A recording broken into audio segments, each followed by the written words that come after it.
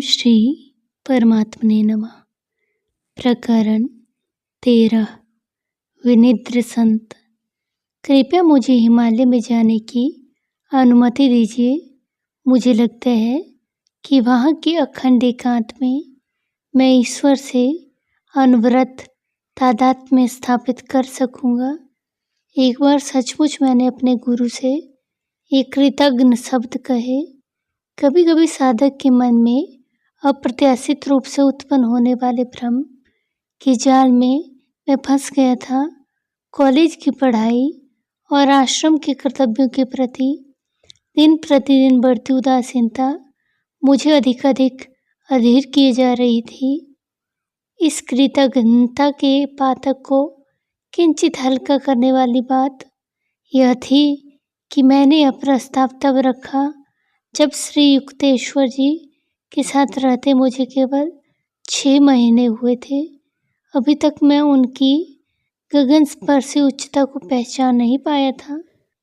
हिमालय में कई पहाड़ी लोग रहते हैं, उन्हें तो कोई ईश्वर अनुभूति नहीं हुई। मेरे गुरु ने धीरे धीरे और सहजता से कहा, जड़ पर्वत की अपेक्षा किसी आत्मज्ञानी मनुष्य से ज्ञान प्राप्त करना अधिक अच्छा है। गुरुदेव के इस संकेत की मैं मेरे गुरु पर्वत नहीं, वे स्वयं हैं, उपेक्षा कर मैंने पुनः अपनी प्रार्थना दोहराई। श्री युक्तेश्वर जी ने कोई उत्तर नहीं दिया। मैंने उनके मौन को स्वीकृति मान लिया। एक संदिग्ध परंतु मनोनुकूल निर्णय। उस दिन शाम को कोलकाता के अपने घर में मैं अपनी यात्रा की तैयारी में जुट गया। एक कंबल में कुछ सामान बांधते समय मुझे इसी प्रकार की उस गठरी की सहसा याद आ गई जिसे मैंने कुछ वर्ष पूर्व चोरी चोरी अपने अटारी की खिड़की से नीचे फेंका था। मन में यूं ही विचार आया कि कहीं यह भी एक और अनिष्ट ग्रह योग युक्त हिमालय पलायन साबित न हो। पहली बार की यात्रा के समय मेरा आध्यात्मिक उत्साह उच्छाल पर था। आज अपने गुरु को छोड़कर जाने के विचार पर मेरा अंतर्मन मुझे धिक्कार रहा था। दूसरे दिन प्रातः मैं स्कॉटिश चर्च कॉलेज के अपने संस्कृत प्राध्यापक बिहारी पंडित के पास जा पहुंचा। सर, लाहिड़ी महाशय के एक महान शिष्य के साथ अपनी मित्रता के बारे में आपने मुझे बताया था। कृपया मुझे उनका पता दीजिए। तुम्हारा आशय राम गोपाल मजूमदार से है? मैं उन्हें विनिद्र संत कहता हूँ। वे सदैव ब्रह्मानंद में निमग्न रहते हुए जागृत रहते हैं। उनका घर तारकेश्वर के निकट रणबाजपुर में है। मैंने उनका धन्यवाद किया और तुरंत तारकेश्वर जाने के लिए ट्रेन पर सवार हो गया। इस विनिद्र संत से हिमालय के एकांत ध्यान में रत होने की अनुमति लेकर मैं अपने मन में उठ रही आशंका को शांत करना चाहता था। बिहारी पंडित ने मुझे बताया था कि राम गोपाल को बंगाल की निर्जन गुफाओं में अनेक वर्ष तक क्रियायोग का अभ्यास करने के पश्चात आत्म साक्षात्कार हो गया था। तारकेश्वर में मैं वहाँ के सुविख्यात मंदिर की ओर चल पड़ा। हिंदू लोगों के मन में इस मंदिर के प्रति नितांत श्रद्धा भाव है, जैसे फ्रांस में स्थित लूर्द के पवित्र स्थल के प्रति कैथोलिक ईसाइयों के मन में है। तारकेश्वर में रोग निवारण के असंख्य चमत्कार घटित हुए हैं, जिनमें से एक मेरे परिवार के एक सदस्य के साथ भी हुआ था। मैं मंदिर में पूरे 1 सप्ताह तक बैठी रही। मेरी सबसे बड़ी चाची ने मुझे बताया था, पूर्ण उपवास करते हुए मैं तुम्हारे शारदा चाचा की एक जीर्ण रोग से मुक्ति के लिए प्रार्थना करती रही। 7वें दिन मेरी अंजनी में अपने आप एक बूटी प्रकट हो गई। मैंने उसका काढ़ा तैयार किया और तुम्हारे चाचा जी को पिला दिया। उनका रोग तत्क्षण गायब हो गया और फिर कभी प्रकट नहीं हुआ। मैंने तारकेश्वर के पवित्र मंदिर में प्रवेश किया। उस मंदिर में एक गोल पत्थर के अतिरिक्त और कुछ नहीं है। उसकी अनादि और अनंत परिधि अनंत ब्रह्म का उचित प्रतीक है। भारत में एक अनपढ़ किसान भी निराकार ब्रह्म की संकल्पना को समझता है। वस्तुतः पाश्चात्यों ने यदा कदा उस पर कल्पना जगत में जीने का आरोप भी लगाया है। मेरी अपनी मनस्थिति उस समय इतनी वैराग्यपूर्ण थी कि उस पत्थर के आगे नतमस्तक होने की मेरी इच्छा नहीं हुई। मुझे लगा कि ईश्वर को केवल अपनी आत्मा में ही ढूंढ लेना चाहिए। मैं वहां प्रणाम किए बिना ही मंदिर से बाहर आ गया और निकट स्थित रणबाजपुर की ओर द्रुत गति से चल पड़ा। रास्ते में मिले एक व्यक्ति से जब मैंने रणबाजपुर का रास्ता पूछा तो वह दीर्घ चिंतन में डूब गया। आगे एक चौराहा आएगा, वहां दाहिने मुड़ जाओ और चलते जाओ, उसने प्रसन्न देवता की गहन भाव भंगिमा में अनंतः उच्चारण किया। उसके दिशा निर्देश का पालन करते हुए मैं एक नहर के किनारे किनारे चलता गया। चलते चलते अंधेरा हो गया। जंगल में बसे गांव के बाहर का इलाका चमकते जुगनुओं और आसपास मंडराते सियारों की हुआ से सजीव हो उठा। चांद का प्रकाश इतना मंद था कि उसमें रास्ता दिखाई देना कठिन हो रहा था। 2 घंटे तक मैं ठोकरें खाता रहा। आह, गाय के गले में बंदी घंटी की वह अल्लाहदत ध्वनि मेरे बारंबार जोर जोर से पुकारने पर आखिर एक किसान मेरे पास आ गया। मैं राम गोपाल बाबू की खोज में हूँ। इस नाम का कोई व्यक्ति हमारे गांव में नहीं रहता। उस आदमी ने कटु स्वर में कहा। तुम शायद झूठ बोल रहे हो और कोई जासूस हो। उसकी राजनीतिक आशंकाओं से व्यथित मन से संदेह दूर करने की आशा से मैंने हृदय स्पर्शी ढंग से अपनी राम कहानी उसे सुनाई। वह मुझे अपने घर ले गया और उसने मेरी अच्छी आवभगत की। रणबाजपुर तो यहाँ से काफी दूर है, उसने कहा। चौराहे पर तुम्हें बाएं ओर मुड़ना चाहिए था, दाहिने नहीं। खिन्न मन से मैं सोचने लगा, मुझे रास्ते में मिलकर दिशा निर्देश देने वाला वह पहला आदमी अनभिज्ञ पाठकों के लिए एक निश्चित अभिशाप था। मोटे चावल का भात, मसूर की दाल और आलू और कच्चे केले की रसदार सब्जी के स्वादिष्ट भोजन के बाद आंगन से सटी एक छोटी सी झोंपड़ी में मैं सोने के लिए चला गया। दूर कहीं पर गांव के लोग मृदंगों और करतालों की ध्वनि के साथ उच्च स्वर में कीर्तन कर रहे थे। उस रात नींद आने का तो कोई प्रश्न ही नहीं था। मैं एकांतवासी योगी राम गोपाल के पास पहुंच जाने के लिए गहरी प्रार्थना करता रहा। जैसे ही मेरी झोपड़ी के छिद्रों से उषा की पहली किरण अंदर आई, मैं रणबाजपुर के लिए निकल पड़ा। धान के ऊबड़ खाबड़ खेतों में से कटे हुए धान के ठूंठों पर और सूखी मिट्टी के बड़े बड़े ढेलों से बचता बचाता मैं धीरे धीरे चलता जा रहा था।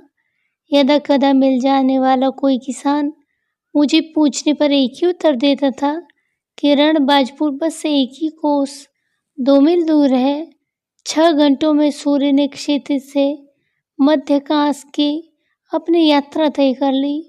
परंतु मुझे अब लगने लगा कि मैं रणबाजपुर से सदा के लिए 1 कोस दूर ही रहूँगा। दोपहर भी आधी ढल गई, तब भी मेरा विश्व अंतहीन धान खेतों में ही सिमट कर रह गया था। आकाश से हो रही अग्निवर्षा से बचने का कोई उपाय नहीं था और उसकी दाहकता ने मुझे लगभग चक्कर खाकर गिर पड़ने की अवस्था तक पहुंचा दिया था। मैंने एक आदमी को आराम से टहलते हुए अपने पास आते देखा और मुझे उससे फिर वही प्रश्न पूछने का साहस भी नहीं हो रहा था कि कहीं फिर बस 1 कोस का उत्तर न मिले। वह आदमी मेरे पास आकर रुक गया।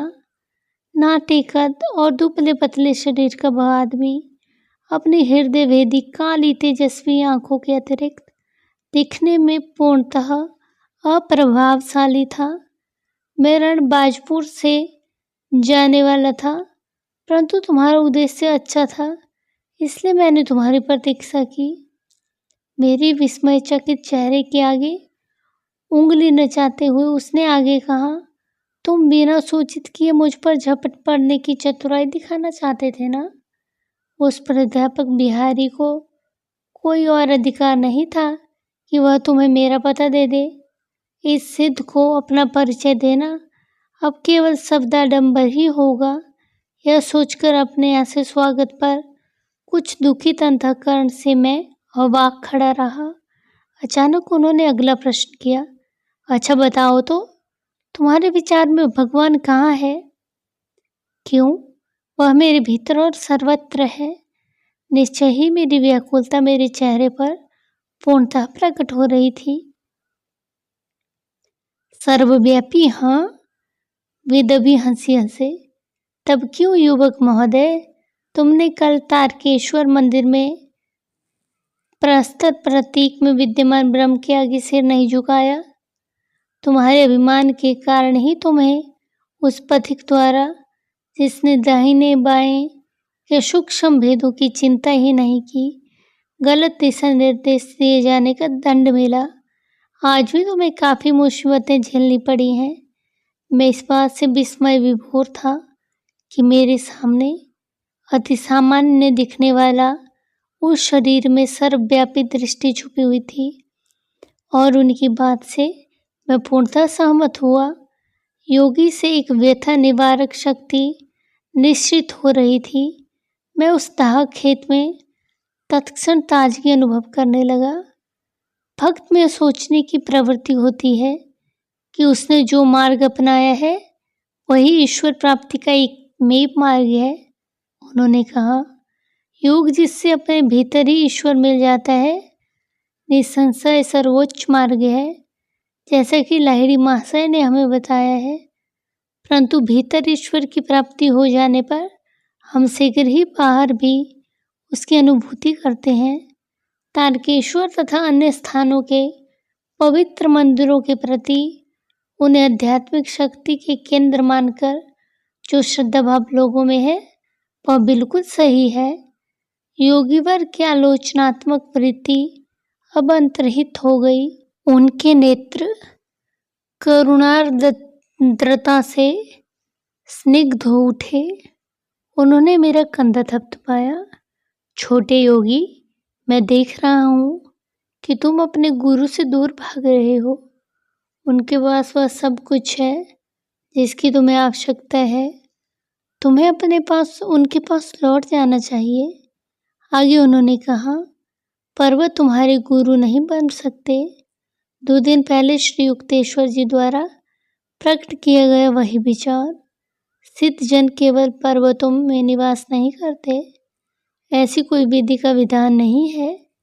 मेरी ओर रहस्यपूर्ण दृष्टि से देखते हुए वे कहते जा रहे थे, भारत और तिब्बत के हिमालय शिखरों का संतों पर कोई एक अधिकार नहीं है जिसे अपने अंदर पाने का कष्ट न किया जाए।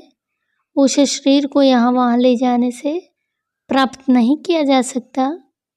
जैसे ही साधक आध्यात्मिक ज्ञान लाभ के लिए विश्व के अंतिम छोर तक भी जाने को तैयार हो जाता है, उसका गुरु उसके पास ही प्रकट हो जाता है।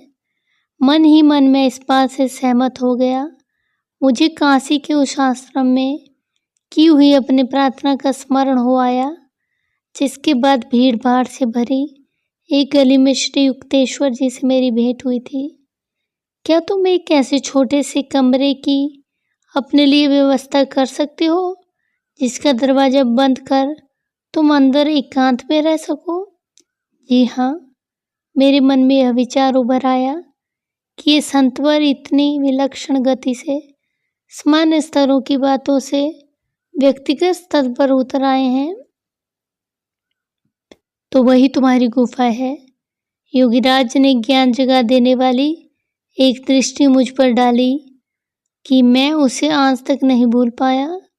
वही तुम्हारा पावन पर्वत है, वही तुम्हें ईश्वर की प्राप्ति होगी। उनके इन सरल शब्दों ने हिमालय के लिए मेरे मन में बैठी तीव्र आसक्ति एक पल में समाप्त कर दी। धान के एक दाह खेत में मैं पर्वतों और अनंत बर्फ के स्वप्न से जाग गया। युवक महोदय, तुम्हारी ईश्वर लालसा प्रशंसनीय है।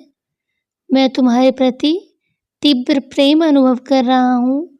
राम गोपाल बाबू ने मेरा हाथ अपने हाथ में पकड़ा और जंगल में बनी खुली जगह में बस एक छोटी सी विचित्र से लगने वाली बस्ती, वहां भी मुझे ले गए। इस बस्ती में घर मिट्टी से बने हुए थे, जिनकी छतें नारियलों के पत्तों से बनी थी। प्रवेश द्वारों को ताजे फूलों से सजाया गया था। अपनी छोटी सी कुटीर में ले जाकर संत महाराज ने मुझे एक बांस के मचान पर बिठाया। मुझे उन्होंने नींबू का शरबत और मिश्री का एक टुकड़ा दिया। तत्पश्चात हम उनके आंगन में गए और पद्मासन लगाकर ध्यानस्थ हो गए। ध्यान में 4 घंटे बीत गए।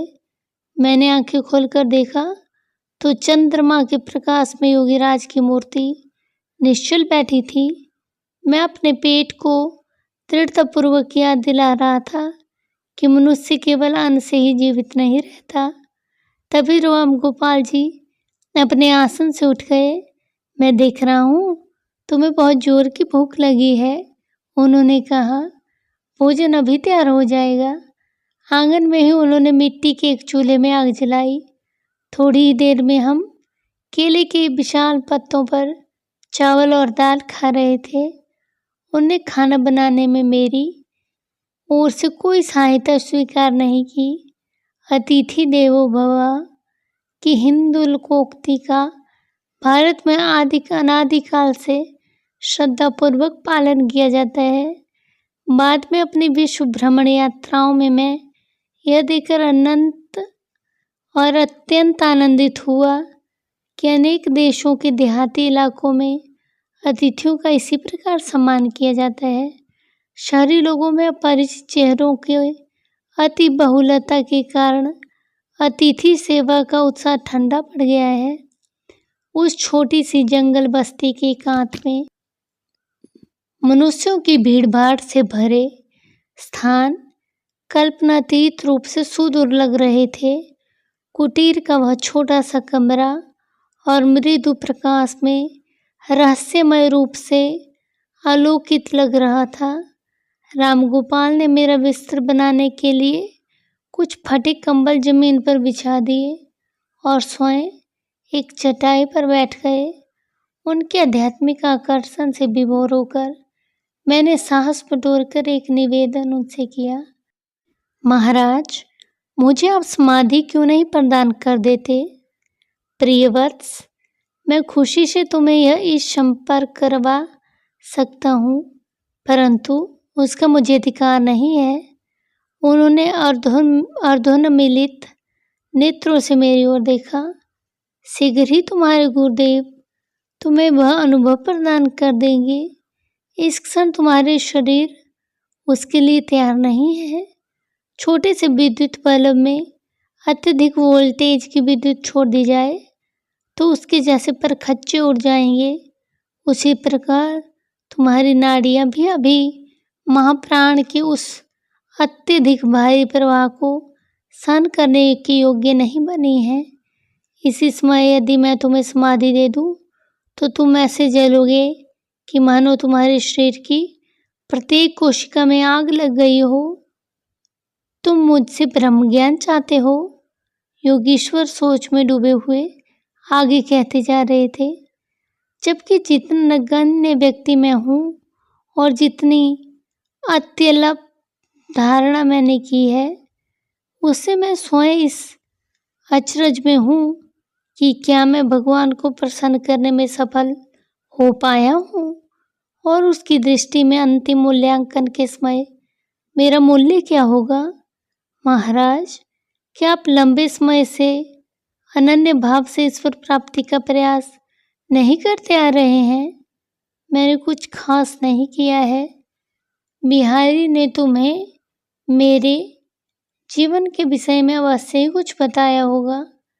20 साल तक मैं एक निर्जन गुफा में प्रतिदिन 17 घंटे ध्यान करता था। फिर मैं उससे भी अधिक दुर्गम क्षेत्र में एक गुफा में जाकर 25 साल तक रहा।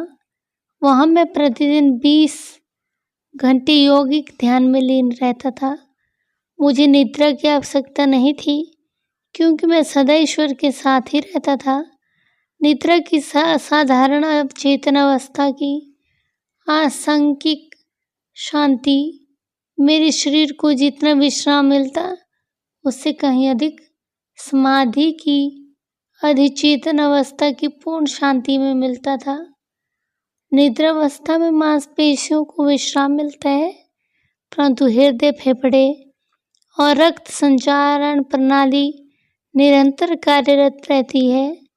उन्हें कोई विश्राम नहीं मिलता। अधिचेतन अवस्था में भी सभी आंतरिक अवयव भी महाप्राण की शक्ति से आवेशित होकर निष्क्रिय जीवंतता की अवस्था में स्थिर रहते हैं। ऐसी अवस्थाओं के कारण वर्षों से निद्रा मेरे लिए अनावश्यक हो गई है। फिर उन्होंने कहा, एक समय आएगा जब तुम्हें भी निद्रा की आवश्यकता नहीं रहेगी। हे भगवान, आप इतने लंबे समय से इतनी अधिक ध्यान धारणा करते आ रहे हैं और अभी भी आपको निश्चित पता नहीं कि आपने प्रभु को प्रसन्न कर दिया है या नहीं।